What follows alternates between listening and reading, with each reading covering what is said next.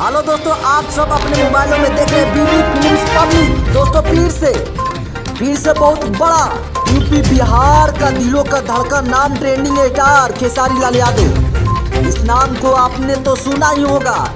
आप यूपी के रहने वाले हैं चाहे हिंदुस्तान के कोने कोने से रहने वाले हैं, इनका नाम कोई ऐसा वक्त नहीं है जिसको कानों में नहीं गूंजता। नाम खेसारी लाल यादव। इनका एक बहुत ही बड़े प्रोजेक्ट की तैयारी खत्म होकर फिर सारेगामा पर रिलीज हो चुका है। इस गाना का नाम है तेल, और ये गाना के नाम है तेल। आप सब जाइए सारेगामा हम भोजपुरी पर, कमाल का रिस्पॉन्स वाला गाना आया है। एक बार जाकर देखिए ट्रेंडिंग स्टार खेसारी लाल यादव जी का जलवा, आपको मालूम चल जाएगा सारेगामा हम भोजपुरी पर। इसका राइटर पवन पांडे है और सारेगामा पे ये गाना रिलीज हुआ है, वीडियो सॉन्ग रिलीज हुआ है। जाइए और वक्त नत बिताइए यहाँ पर।